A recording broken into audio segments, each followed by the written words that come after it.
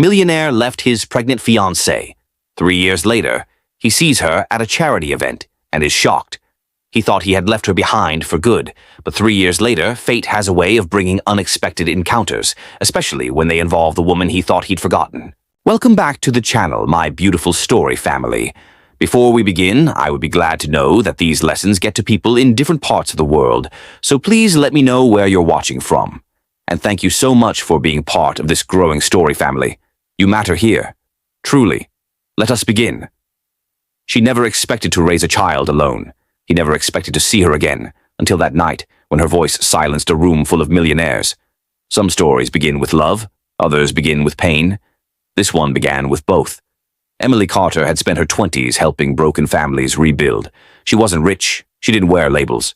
Her hands were calloused from long hours and her heart carried the weight of every child she couldn't save. She was a social worker, humble, principled, selfless, the kind of woman who gave more than she had every single day. But 3 years ago, when she found out she was pregnant, the one person she needed most walked out the door. Jonathan Reed was already building an empire when Emily met him. He had the sharp jawline of someone used to winning and the kind of focus that could silence a room. A tech prodigy turned CEO before 30. Investors followed his vision. Boards hung on his words. He was used to fixing problems with data and logic. But when it came to love, he froze. He and Emily were opposites in every way. She believed in second chances. He didn't believe in depending on anyone. They met on a rainy Thursday. By Saturday, they were inseparable. By month 4, she was in love. And just a few weeks after she told him she was carrying his child, he was gone. No explanation. No goodbye. Only silence. Emily faced the pregnancy alone. Morning sickness by herself. Baby kicks without a hand to hold. Sleepless nights with no one to rock the baby when her arms gave out. She cried into quiet pillows, not because she was weak, but because she couldn't afford to fall apart in front of her son. Still, she built something from the ashes. A new life. For her and baby Noah. She didn't dwell on Jonathan. Not anymore. She told herself that chapter was over. Until that night. The night of the Bennett Foundation Gala. She was only there to speak. A 10-minute speech, in and out. Nothing more. She had no idea that he would be there. That Jonathan Reed, now one of the most powerful tech CEOs in the country, would be in the front row. He hadn't seen her in nearly 3 years. She hadn't heard a word from him. But as soon as she stepped onto that stage, the noise in the ballroom faded. Her voice cut through the air like truth always does, and every eye turned toward the woman in the simple blue dress, standing at the mic. But one pair of eyes didn't just look. They froze. They saw. It was him. Jonathan, looking right at her, not with arrogance, not with distance, but with a kind of raw shock that cracked through his polished exterior. As she spoke about single mothers, as she told the story of one woman who built a life with no help, as her voice broke just slightly while describing a boy who asked where his father was, Jonathan knew. The boy was his. And in that moment, the millionaires in tuxedos and gowns weren't listening to a speech anymore. They were witnessing something far more real, a reckoning. Because 3 years ago, she told him she was pregnant, and he walked away. Now, there was no walking away from this. Not with the child he'd never met asleep just a few miles away. Not with the woman he once loved, still strong, still burning with that quiet fire, standing in front of a crowd, telling a story that was theirs. And this time, he couldn't look away. 3 years later, they meet again, on a night neither of them would ever forget. Have you ever had to rebuild your life after someone walked away? Drop A or A in the comments and let us know. You're not alone. It started on a Thursday. The ballroom buzzed with energy, venture capitalists mingling with non-profit founders, entrepreneurs pitching humanitarian tech, and media crews jostling for interviews. It was the closing day of the Future Impact Summit in San Diego, and while most people came for the panels or the funding opportunities, Emily Carter came for one thing: solutions. She stood near the coffee station with a lanyard that read, Community Crisis Liaison, Los Angeles. Worn boots, rolled-up sleeves, a notebook full of questions. She looked out of place beside suits and cocktail dresses, but her presence radiated purpose, the kind that made people step aside, even if they didn't know why. Jonathan Reed saw her before she saw him. He had just stepped off stage. His keynote on AI for public good had earned a standing ovation. Investors were circling. Tech journalists kept trying to grab him for quotes. But none of it held his attention like the woman scribbling notes on municipal housing reform next to a tray of stale danishes. She was real, and that was rare in his world. He walked up without thinking. What are you working on? She looked up slowly, guarded but curious. trying to figure out if this entire conference is just lip service or if someone here actually wants to solve problems. He smirked. That depends. What kind of problems? She looked him up and down. The kind your algorithms don't fix. That should have been the end. He should have taken the hint, smiled politely, and moved on. But he didn't, because something about the way she spoke, the calm confidence, the no-nonsense tone, felt more grounding than anything he'd heard all week. They ended up talking for nearly an hour by the water cooler, about housing deserts, about education access, about how too many people made decisions from behind glass walls without ever walking the streets they claimed to improve. She challenged him, called out blind spots, laughed at his overcomplicated phrasing. But she listened too, and when he told her he'd grown up poor, had watched his mother work 2 jobs while coding at night to get into Stanford, her whole face softened. You know what it's like, she said, to want to fix the system because you lived in the cracks. That was the moment, not the flirting, not the surface charm, but that quiet acknowledgement that they'd both come from pain, and both chose purpose instead of bitterness. He asked her out that same night. First date. He didn't take her to a rooftop bar or some hidden speakeasy. Instead, they went to a 24-hour diner down the road. She ordered waffles and hot chocolate. He got black coffee and fries. They talked until sunrise. Childhood. Regrets. The one case that still haunted her. The investor who'd nearly shut down his company. She told him she'd never met anyone who listened so closely. He told her he hadn't laughed that hard in years. At one point, in a quiet lull between stories, she looked out the window at the nearly empty street and said, I don't need much, just a life that feels like mine. He watched her in that moment, noticing the wear in her eyes, the resolve in her voice, and he said, almost without thinking, I've never met anyone like you. She blinked slowly, unsure whether to take it as a line or a confession, but when he reached across the table, brushing her hand lightly, she didn't pull away. The weeks that followed. They fell fast, but not carelessly. Every Sunday she brought him into her world, food banks, youth centers, council meetings. He saw her speak to teenagers others had written off. He watched her convince tired bureaucrats to reconsider policies. She made change with nothing but grit and persistence.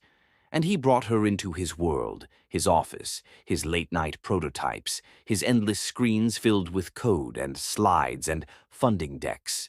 She sat beside him, offering feedback he didn't expect, asking questions that forced him to rethink everything. They didn't just fall in love. They built something, slowly, intentionally, brick by emotional brick. The vulnerability. One night, they sat on his couch, both of them exhausted, her from a double shift, him from a board meeting war zone. The TV was on, but muted. I used to think love would make me lose myself, Jonathan whispered. She turned to face him. And now? He hesitated, searching for the truth inside himself. Now I think I was just afraid I didn't have enough to give. She leaned her head on his shoulder. You do, she said. You just don't know it yet. That was the night he told her he could see a future. A real one. Not just a vision or a roadmap, but a home, a family, with her. She didn't say anything back. She just kissed him, gently, slowly, as if sealing a silent promise between them. The pregnancy reveal. 2 months later, it was pouring rain outside when she stood in his doorway with trembling hands and an unopened test in her purse. She didn't know how to say it. She paced, rehearsed, almost turned around. But when he opened the door and smiled like she was the only thing in the world that made sense, she couldn't hold it in. I'm pregnant, she whispered. The room stilled. He blinked. Once, twice, no anger, no outburst. Just a long silence, a slow step back. You're sure? She nodded. I took 3 tests. And then, something changed. The man who once held her hand through every storm suddenly looked like he was the one drowning. "I need time," he said. She waited, gave him space, told herself he was processing. But 2 days later, he was gone. No call, no message, no closure. Jonathan didn't sleep the night she told him. He lay in bed, staring at the ceiling of his penthouse apartment, everything in his world suddenly louder. His phone buzzing with investor emails, the echo of the board's expectations, the silent pressure of the empire he was building. Emily's words still echoed in his mind. "I'm pregnant." He should have felt something more, excitement maybe, or clarity. But all he felt was tightness, like the walls were closing in, like everything he had built was about to slip through his fingers. A child wasn't part of the plan. Not now. Not with the IPO on the horizon. Not with the media already circling for weakness. His brand was built on control, precision, forward motion, and suddenly he felt like he was driving blind. He met with his lawyer that morning. Would this impact public valuation? The man barely blinked. If it becomes public knowledge? Absolutely. You've positioned yourself as a focused, unattached founder. This would change your story. Jonathan nodded, numb. He didn't mention Emily's name, or her eyes when she gave him the news, or the way her voice trembled when she said, "I thought we were building something together." He just asked for options, and when the lawyer said, "You're under no legal obligation until paternity is established," Jonathan exhaled, slow, calculated, cowardly. Emily waited 2 days.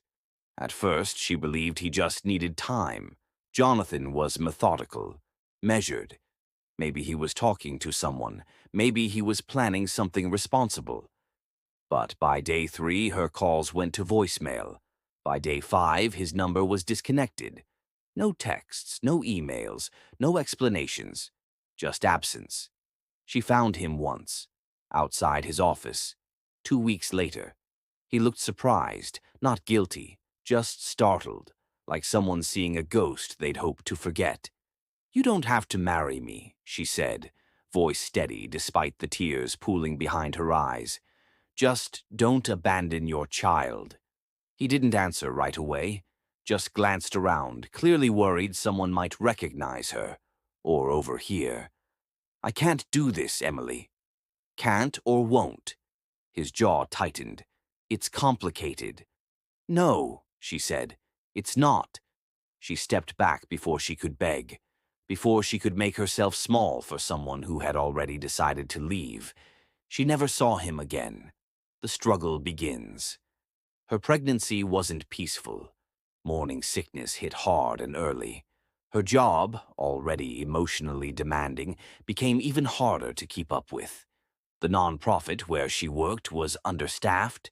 She spent her days fighting for other families, while secretly unsure if she could support her own. Her body ached constantly. So did her heart. She moved into a one-bedroom apartment near Boyle Heights, just big enough for a crib and a second-hand rocking chair.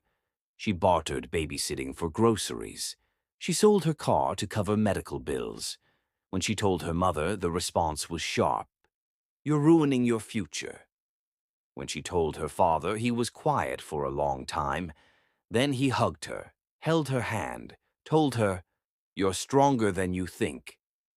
Labor came early, 38 weeks. No partner, no hospital photos, no name on the father's line.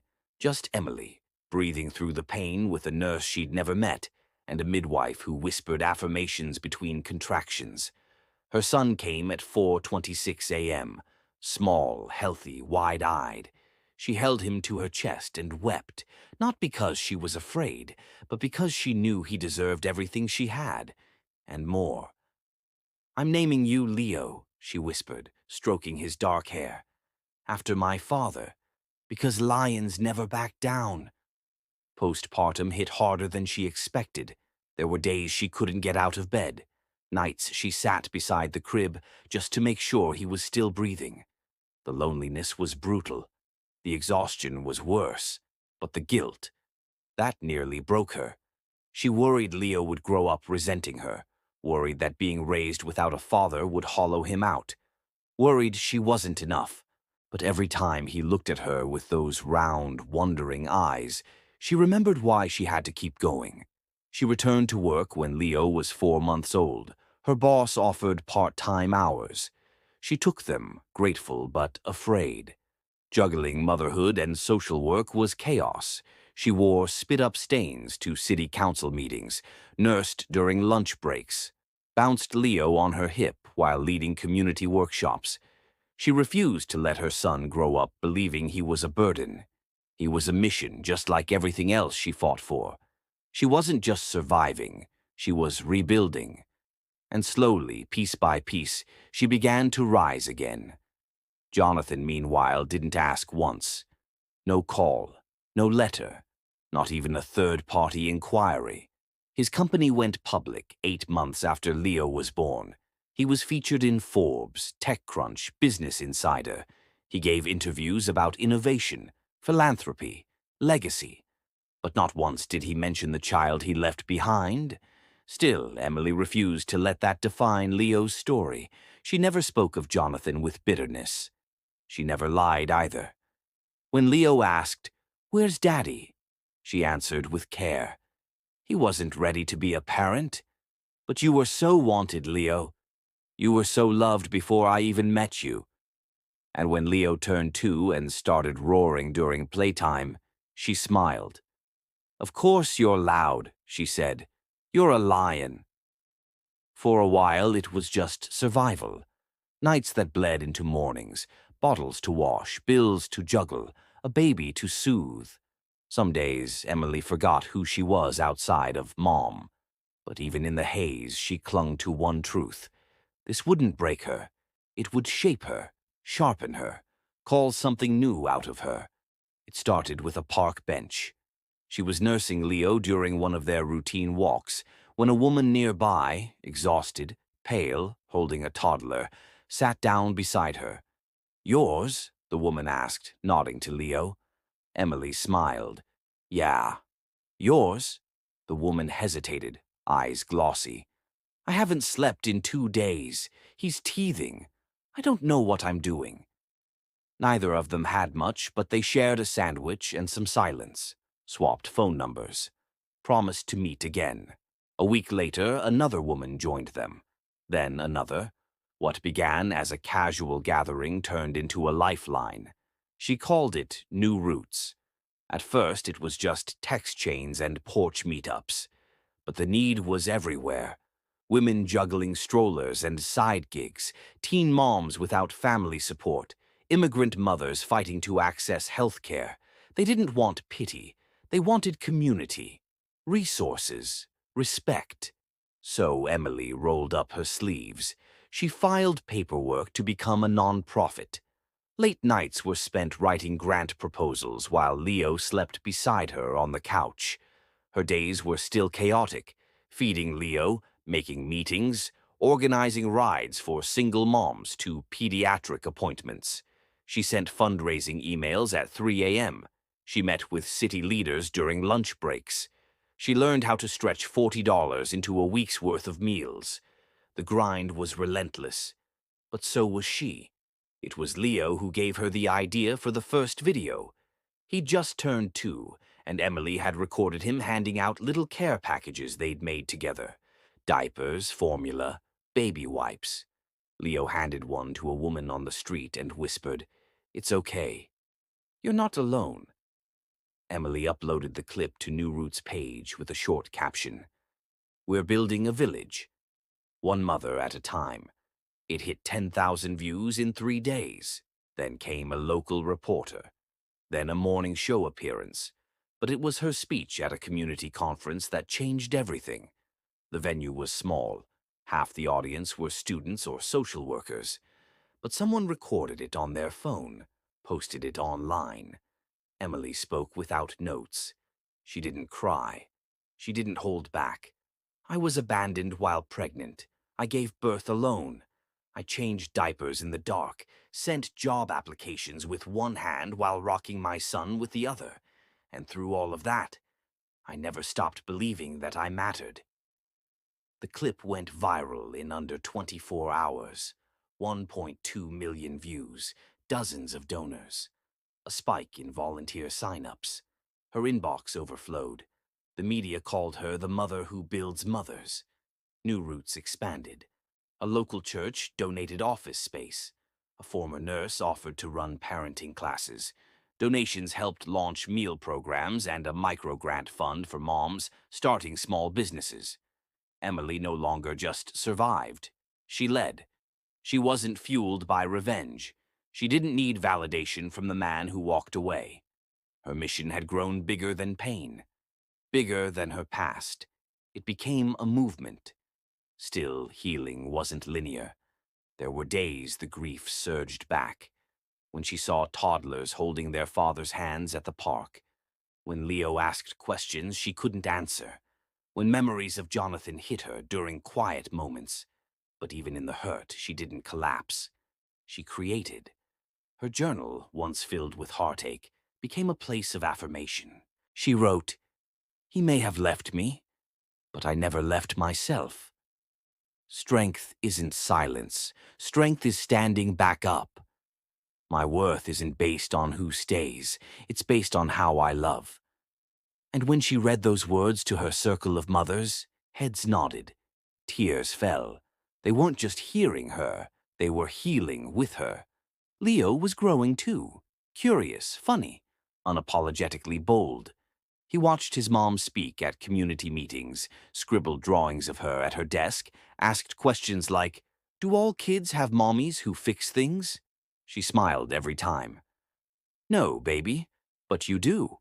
She told him often, "We are lions. We show up. We stay strong. We don't run." By year 3, New Roots had helped over 400 mothers. Job placements, parenting support, mental health referrals, emergency housing aid. And in every success story, you could trace the fingerprint of one woman's pain reimagined as purpose. She never sought fame. She never asked for recognition. But one evening, as she zipped Leo into his jacket before a speaking event, he turned to her and said, "Mommy, are you famous now?" She laughed. "I don't know. Maybe." He tilted his head. "Can I be famous too?" She crouched down, eye level. "You already are." Jonathan Bennett almost didn't attend that night. The gala wasn't on his calendar until late afternoon. His assistant forwarded the invite with a note. "High-profile donors, press coverage, good for optics. Wear something sharp." He went out of obligation, not desire. His schedule was packed, and networking felt more like a chore than an opportunity these days. But this event supported social impact, which aligned with his newest tech accelerator for cause-driven startups. A few photos, a few handshakes, then home. That was the plan. The ballroom was flooded with gold accents, crystal chandeliers, and half-sincere smiles. Waiters glided past in black and white uniforms, offering champagne. Jonathan accepted a glass and slipped into the current of polite introductions. Everyone knew who he was. Billionaire at 32. Tech disruptor. Forbes cover twice. Infamous for his aloof charm. He moved through the crowd easily until the MC's voice rang out over the speaker system. "Thank you for joining us tonight in support of community transformation. Our keynote speaker is a woman whose work has touched hundreds of lives and continues to grow each day. Please welcome the founder of New Roots, Emily Carter." The glass slipped in Jonathan's hand. Not enough to drop it, just enough to make him freeze. He turned toward the stage, and there she was. Emily. Hair swept back. A simple black dress that didn't try too hard, because it didn't need to. Her voice calm, confident, her posture poised. No trace of the trembling woman he last saw through a car window. No trace of the woman he left with a baby on the way, and no plan to return. He hadn't seen her in over 3 years. He didn't expect to. Not tonight. Not ever. She was supposed to be a chapter closed, not a name echoing through the walls of a luxury ballroom. His chest tightened as she began to speak. She told the story, not of betrayal, but of rebuilding, of community, of resilience, of what mothers can do when the world forgets them. Jonathan barely heard half of it. His eyes locked on her, searching for some sign that she noticed him. She didn't flinch, didn't break stride, didn't look his way once. Then the moment that undid him. Emily gestured toward a small group of children on the edge of the stage. One little boy stood out. He was around 3, curly brown hair, a curious gaze, and those eyes, green, the exact same green as Jonathan's. Time stopped. Jonathan couldn't breathe. A name echoed in his ears. Leo. Emily reached for the boy's hand as she finished her speech. We do this work because no parent should be alone. We rise together. We raise together. Applause exploded. The crowd stood. Jonathan remained seated, motionless. Guilt gripped him like a vice. There he was, his son, on a stage, alive, thriving, and he hadn't been part of a single day of that journey. His mind flooded, back to late-night conversations with Emily, dreaming about the future. Back to the pregnancy announcement, her trembling hands, his stunned silence. Back to the words he refused to say, the exit he made without explanation. Back to her final plea. You don't have to marry me, just don't abandon your child. And he left anyway. Now she stood in front of an audience who revered her. And Jonathan, once so proud of being the most powerful man in the room, had never felt so small. Was it too late? Would approaching her now be selfish? Would seeing him only reopen a wound she'd already healed? His thoughts spun, but he didn't move. After the speech, Emily stepped down from the stage, smiling at donors and shaking hands. Leo was scooped up by a volunteer and carried off toward the back. Jonathan rose slowly, watching her from across the room. Every instinct screamed go to her, but his legs stayed planted. He wasn't the same man anymore, not exactly, but he also hadn't earned a second chance just by showing up in a tuxedo and feeling regret. His chest ached with questions. Did Leo know about him? Had Emily ever mentioned his name? Could he even begin to make this right? He didn't have answers, only the sting of realization. He hadn't just missed a few milestones. He'd missed everything. He turned to leave, blending into the crowd.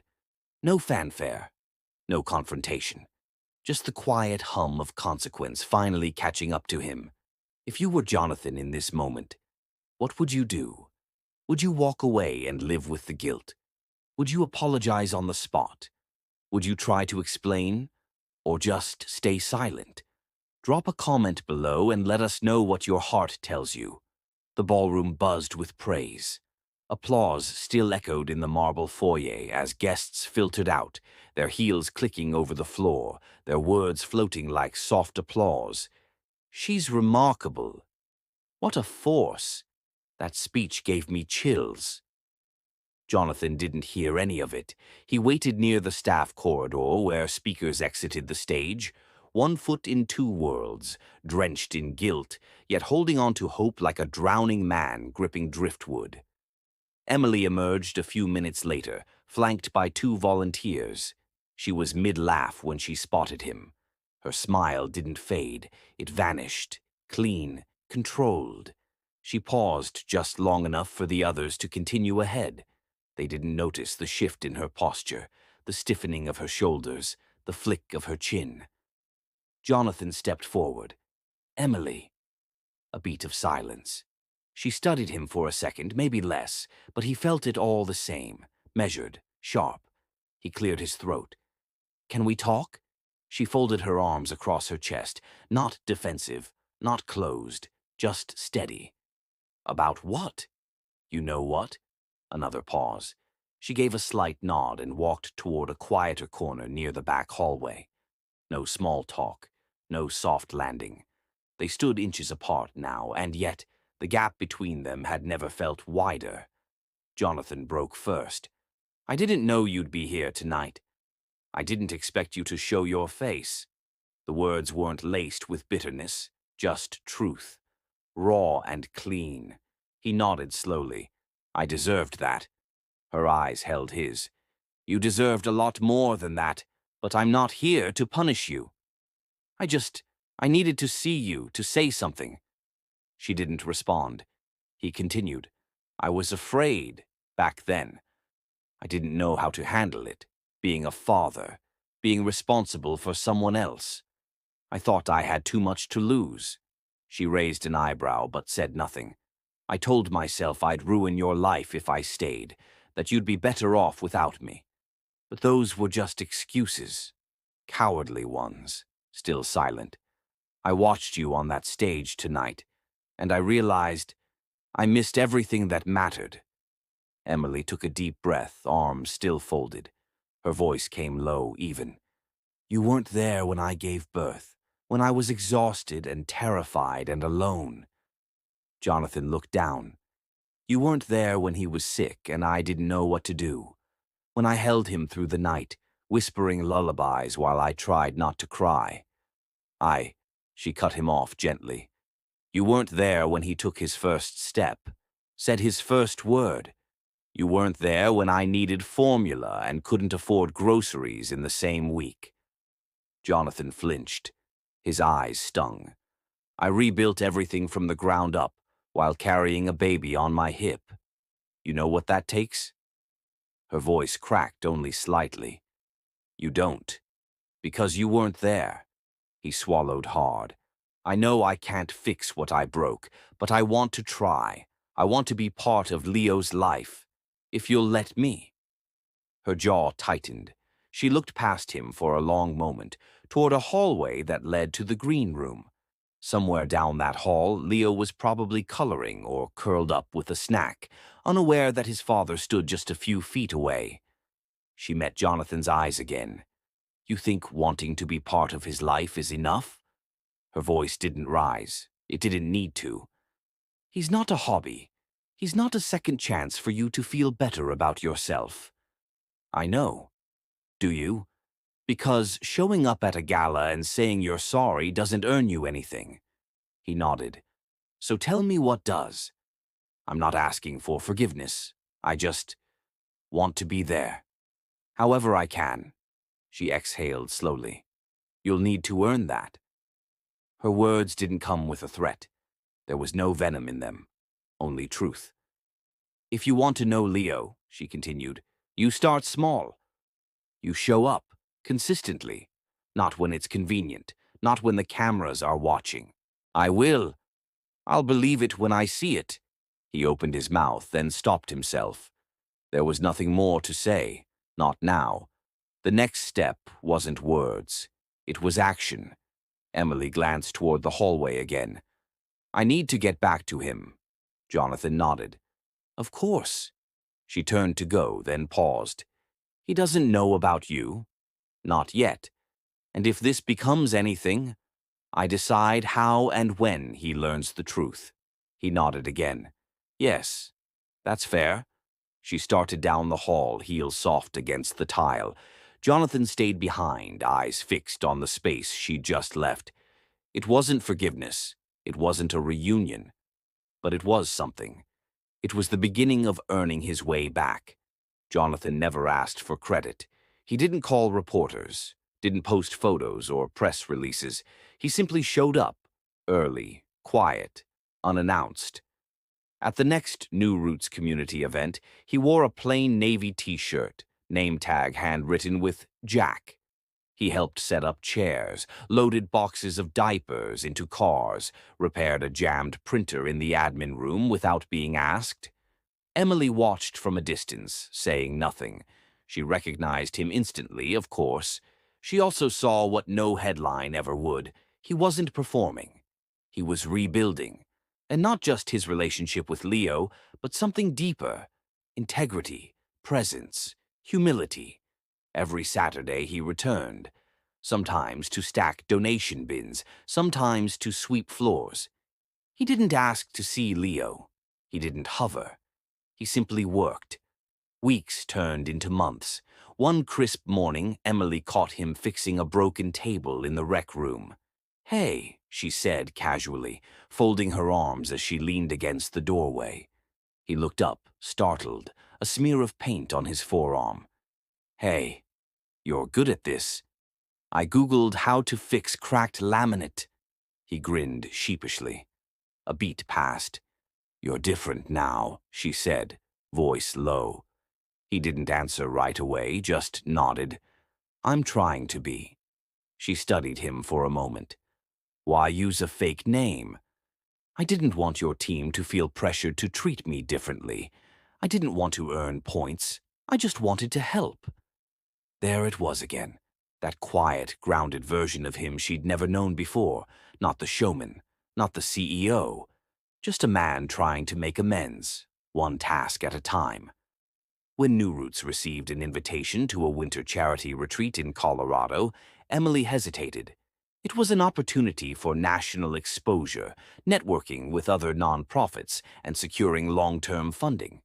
A weekend in the mountains, key donors, think tanks.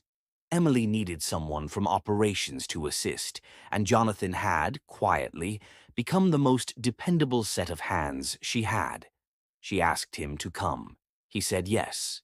The retreat center sat nestled in pine-covered hills, snow gently layering the rooftops. Fireplaces crackled inside while teams brainstormed outreach plans over cocoa and whiteboards. Jonathan stayed in the background as usual, taking notes, coordinating carpools, and even fixing a broken espresso machine. On the second evening, the snow picked up. A whiteout rolled in faster than forecasted. Roads shut down, shuttles were suspended, some guests were redirected to the lodge's overflow cabins, modest, rustic, tucked away on the edge of the property. Emily and Jonathan were assigned to the same one. Just for the night, the event coordinator promised. Heat and hot water included. Inside, the air was warm but tight. The wind howled against the windows like a reminder of the storm outside. Emily sat cross-legged near the fireplace, sipping herbal tea. Jonathan handed her a wool blanket before settling into the opposite chair. For a while, they just listened to the wind. He broke the silence. "I think about it every day. What I did, what I didn't do." She looked up. "I don't expect forgiveness," he added, "but I do wish I'd been braver. Not for me. For you. For him." The fire cracked softly. "I was angry," she said, "for a long time. I still am sometimes. You walked away when I needed someone most, but I've also seen who you are now, and he should know that, man." Jonathan stared at the flames. "I didn't grow up with much," he admitted, "and when I started succeeding, I convinced myself love was a liability. That vulnerability was weakness. But watching you these last few months, you showed me the opposite." A silence stretched between them. Not heavy, just honest. She set her cup down. "He doesn't need a hero," she said. "He needs consistency. Someone who shows up when it's hard. Someone who listens. I can do that." "He likes puzzles," she added, almost absent-mindedly. "And raisins in his oatmeal." Jonathan smiled softly. "Got it." Later that night, they each lay on opposite sides of the cabin, two separate twin beds. One shared history, and for the first time in years, shared peace. The storm outside raged on. Inside, it was still, not romantic, not resolved, but real.